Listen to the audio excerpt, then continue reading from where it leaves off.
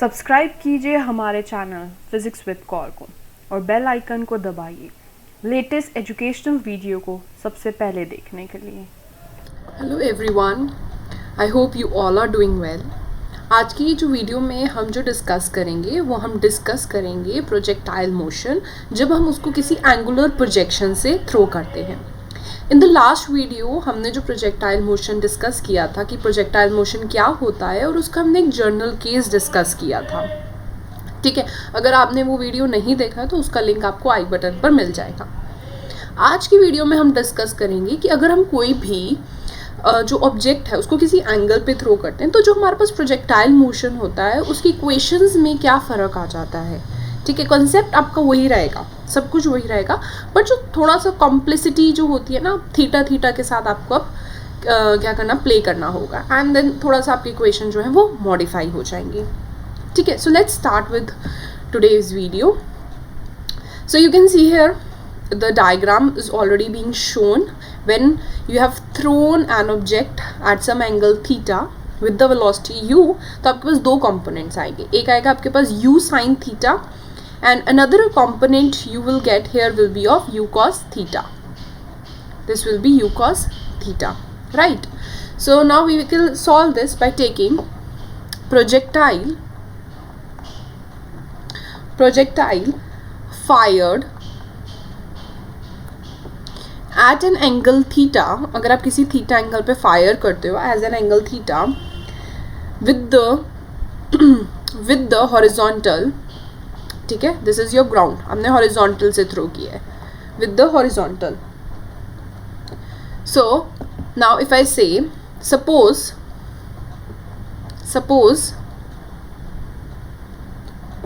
a body is projected with initial velocity u,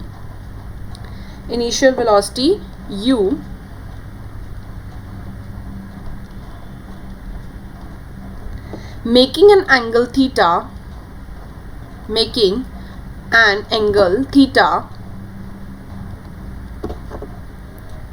with the horizontal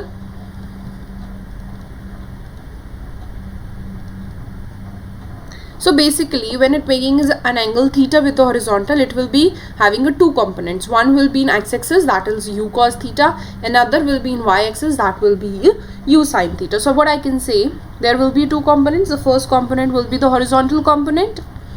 The horizontal component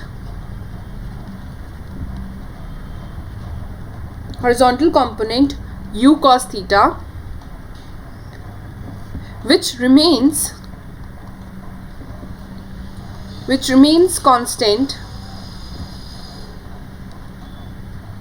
throughout the motion.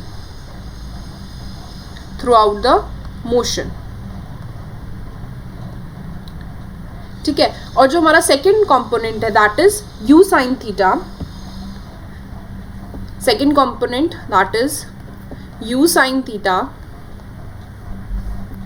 which changes with time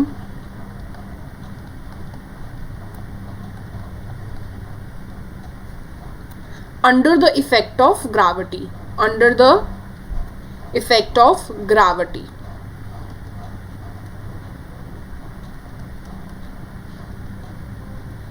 ठीक है, सो क्या होता है इस case में, जो ये वाला कंपोनेंट होता है हमारा, this component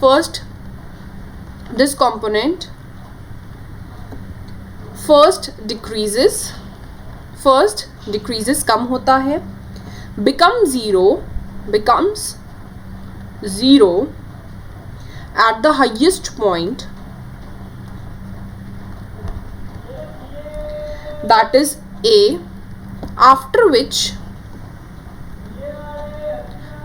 which it again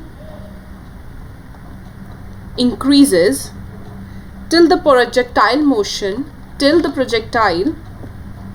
hits the ground. Right. So हम देख सकते हैं कि यहाँ पर ए पॉइंट पे जहाँ पे ये मैक्सिमम हाइट अटेन करता है, यहाँ पर आपका जो यू साइन थीटा का कंपोनेंट होगा वो 0 होगा। तो पहले यू साइन जो साइन थीटा का कंपोनेंट है वो डिक्रीज होगा, यहाँ पे आके ये 0 हो जाएगा और यहाँ पे आके वो इंक्रीज होगा। ठीक है, so this is what it was saying.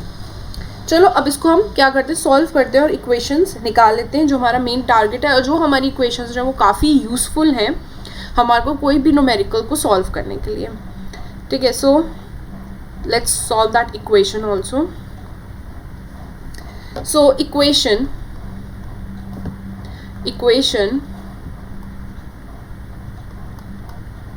of trajectory of a projectile, right? Suppose हम किसी P पॉइंट पर निकाल रहे हैं। ठीक है, यहाँ पे मैंने एक P पॉइंट सपोज कर ली, ये एक P पॉइंट है, इस पॉइंट पर मैं निकालना चाह रही हूँ कि क्या सिनेरियो होगा आफ्टर अ टाइम T। ठीक है, आफ्टर अ टाइम T मेरा जो ऑब्जेक्ट है वो P पॉइंट पर है, तो क्या क्या इक्वेशंस मेरी रहेंगी। ठीक है, सो क्या लिखेंगे हम, सपोज द बॉडी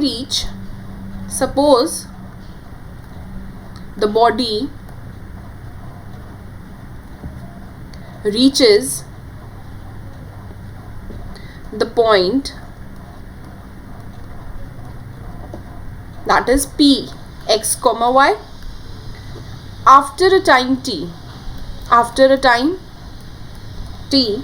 तो क्या होगा, हमें पता है जो हम प्रोजेक्टाइल मोशन को डिस्कस करते हैं तो हम x और y दोनों कंपोनेंट को अलग अलग सॉल्व करते हैं, they are mutually independent of each other. तो हम पहले x कंपोनेंट के बारे में लिख लेते हैं। So therefore the horizontal distance covered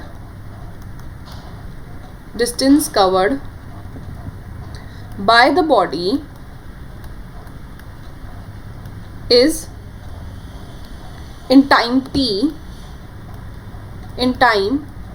क्या आएगा हमारे पास, x is equals to horizontal velocity that is nothing but u cos theta into the time t, right? We all know that the speed is equals to distance upon time. वही यहाँ पे हम वही concept लगा रहे हैं। ठीक है, so we will get x is equals to u cos theta into t, or I can say t is equals to x upon u cos theta. Let's mark this equation as equation 1, जिसका अभी हम ज़रूरत आएगी तो इस्तेमाल करेंगे। ठीक है, नेक्स्ट चलते हैं। अभी हमने क्या किया, अभी हमने लिया कि जो हमारे पास x कंपोनेंट को हमने ट्रीट कर लिया, हॉरिजॉन्टल वाला जो हमने है वो ट्रीट कर लिया, हमारे पास वर्टिकल रहता है। Let's calculate for the vertical too. Vertical motion के लिए क्या होगा, फॉर वर्टिकल मोशन के लिए क्या सीन होगा, हमारे पास जो u है that is u sine theta, और हमारा a जो है वो माइनस g होगा, because g is always acting downwards, और हमारा जो ऑब्जेक्ट है वो ऊपर थ्रो किया गया, तो g जो है वो नीचे की तरफ एक्ट करेगा, इसलिए हमारे पास जो है माइनस साइन आएगा। सो हम यूज कर सकते हैं सेकेंड इक्वेशन ऑफ मोशन को। Second equation of motion that says s is equals to ut plus half gt square. We all remember this equation. So here s is nothing but the vertical this distance till the point P। क्या है हमने लिया, यहाँ पे हमने लिया है y, so I can say y is equals to u sin theta into t minus half g t square। Okay, so अभी हमने इक्वेशन 1 में से t की वैल्यू लेके आए थे हम, राइट? सो हम यहाँ पे रिप्लेस कर सकते हैं t की वैल्यू को, that will B y equals to u sin theta into x upon u cos theta minus half g x square upon u square cos square theta। ठीक है, थोड़ा सा इसको और थोड़ा सिंप्लीफाई करके लिखते हैं हम। y is equals to x, u से u cancel, sin theta upon tan cos theta is tan theta minus g upon 2u square cos square theta x square। तो अब देखो, थीटा जो आपने जिस ऑब्जेक्ट को थ्रो किया था उस थीटा का वैल्यू जो था वो फिक्स था। ठीक है, तो हम ये जो है वो एक फिक्स्ड वैल्यू हमें देगा। सिमिलरली जी का वैल्यू आप सबको पता है, एक्सेलरेशन ड्यू टू ग्रेविटी वो कांस्टेंट है, यू जिससे आपने इनिशियल वेलोसिटी से थ्रो किया है, cos थीटा अगेन एक कांस्टेंट आएगा. So I can say that this value tan theta value और ये जो हमारे पास है वो एक कांस्टेंट है. सो क्या कह सकती हूँ मैं, x px minus Q x square. तो ये इक्वेशन हमारे पास आ गई जो हमें बताती है कि हमारा जो ऑब्जेक्ट है वो क्या कर रहा है. भाई ये कर रहा है प्रोजेक्टाइल मोशन. क्या कर रहा है ये हमारे पास एक प्रोजेक्टाइल मोशन कर रहा है. ठीक है, और आई कैन से ये हमारी इक्वेशन और भी क्या बताएगी, projectile motion has a trajectory is a projectile motion is a parabola. ठीक है, it is a parabola because this is the equation of a parabola only.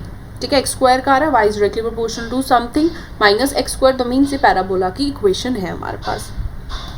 ठीक है, अब हमारा जो टारगेट होगा वो क्या होगा, हमें टाइम ऑफ फ्लाइट निकालना होगा, maximum height of a parabola निकालनी होगी, एट द एंड हमें एक रेंज निकालनी होगी, and then we will done with the things. So let's solve that quickly. Okay, so first we have I will find time of maximum height. If I say I have to find the time to reach to that particular maximum height जो हमारे diagram में कहाँ है, A point पर है. ठीक है, उस हाइट को मैं कह देती हूँ HM और उस टाइम को मैं क्या कहूँगी, उस टाइम को मैं कहूँगी TM. Let the time to reach that maximum height is TM और जो हाइट होगी वो क्या होगी हमारी HM. ठीक है, सो एट द हाइएस्ट पॉइंट की अगर मैं बात करूँ, हाईएस्ट पॉइंट पर क्या होगा हमारे पास, जो वर्टिकल कंपोनेंट की जो वेलोसिटी होगी वो क्या होगी हमारे पास, जीरो होगी. Vertical component of velocity is zero. So I can use the first equation of motion that will give you v is equals to u plus at, or I can say v equals to u sine theta minus G T M. यहाँ पर ये क्या final velocity, ये तो zero हुई. ठीक है, सो ये क्या आ जाएगा, T M is equals to u sine theta divided by G, that is give you the time to reach to that maximum height जो हमारे डायग्राम में क्या है, जो हमारे डायग्राम में ये पॉइंट है ए. ठीक है, this is the height that is H M, maximum height. और इधर तक पहुँचने के लिए जो हमने टाइम लिया था वो क्या लिया हमने, टी एम. नेक्स्ट जो हमारे पास आएगा that is time of flight. Time of flight. What do you mean by the time of flight? कितना टाइम जो आपको ऑब्जेक्ट था वो प्रोजेक्टाइल में था, मतलब प्रोजेक्टाइल कर रहा था. ठीक है, कि जब तक वो आपका एंड तक बी पॉइंट पर नहीं आ जाता.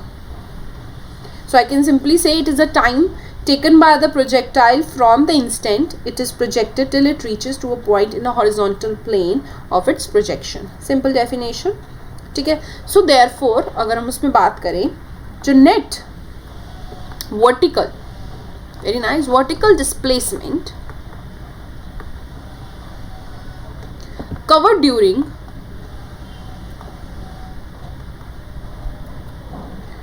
the time of flight, during the time of flight वो क्या आ जाएगा हमारे पास, वो आ जाएगा भाई जीरो.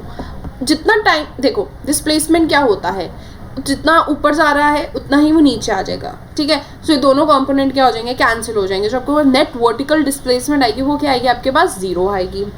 ठीक है, so S is equals to u t plus half a t square by using a second equation of motion.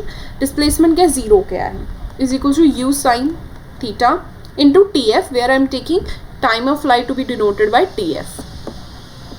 ठीक है, आप बड़ा टी भी लिख सकते हो, मोस्टली बुक्स में आपको बड़ा टी एफ लिखा होगा, minus half G T F square. So आप यहाँ से टाइम ऑफ फ्लाइट निकाल सकते हो, that is 2u sin theta divided by g. What you can see here, it is nothing but the twice of the value of the maximum time you have been जो अभी आपने बस निकाला था, इसका ट्वाइस ही है. ठीक है, सो ऑब्वियसली है होगा. ठीक है, तो हम क्या कह सकते हैं, T F is nothing but twice of T M. ठीक है, ये भी हम बता सकते हैं. इससे हम ये बता सकते हैं ये क्या कंक्लूजन बता रहा है, टाइम ऑफ एसेंट, जो आपके पास टाइम ऑफ एसेंट है वो किसके इक्वल है, टाइम ऑफ डिसेंट के, ठीक है, time of descent. I hope this much is clear to all of you. बस थोड़ा सा रह गया है, हमें मैक्सिमम हाइट निकालनी है प्रोजेक्टाइल की और हमें मैक्सिमम रेंज निकालनी है। तो मैक्सिमम हाइट निकालते हैं, maximum height of the projectile, maximum height of projectile,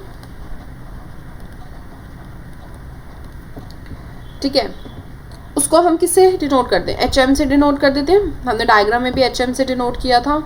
so maximum height is a vertical distance attain by the projectile above the horizontal plane of the projection, कि कितना maximum height तक मेरा object है वो project करेगा। अब आपको ये भी पता है कि एट मैक्सिमम हाइट, अगर मैं मैक्सिमम हाइट की बात करूँ HM पे, जो मेरे पास वर्टिकल कंपोनेंट होगा वो हमारे पास क्या होगा, वर्टिकल कंपोनेंट जो वेलोसिटी का होगा वो होगा हमारे पास ज़ीरो, वो होगा हमारे पास ज़ीरो। तो हम क्या लिख सकते हैं, v² minus u² equals to 2as। हम इससे क्या बता सकते हैं, 0² माइनस u साइन थीटा का whole square minus is equals to minus g into HM। यहाँ से हम HM निकालेंगे, the maximum height that will be u² sine square theta by 2g। ये हमारे पास थर्ड फॉर्मूला आ गया। Last, that is the horizontal range that we have denoted in our diagram as R, ठीक है। एक बार देख लेते हैं हमारे पास horizontal range क्या है। This is a horizontal range, this is the distance covered by horizontally by the object, that is OB। तो ये R हमने से डिनोट किया है। तो let's write horizontal range। horizontal range क्या आएगी हमारे पास, R। It is the horizontal distance covered by the projectile during the time of flight, ठीक है। तो हम इसको जल्दी से हम निकाल लेते हैं, सिंपल है। हमारे पास R क्या होगा, हमारे पास होगा u cos theta, it is the horizontal component velocity into the time of flight, that is 2u sin theta divided by g, जो अभी हमने प्रीवियसली निकाला था। तो R is equals to u² 2 sin theta cos theta divided by g। इसको थोड़ा सा आप ठीक से लिख सकते हो by using a trigonometry, that R is equals to u² sin 2 theta divided by g. So this is the formula of the range. So I hope today video clears the concept of projectile motion when you throw an object at certain angle theta. Okay, so thank you everyone.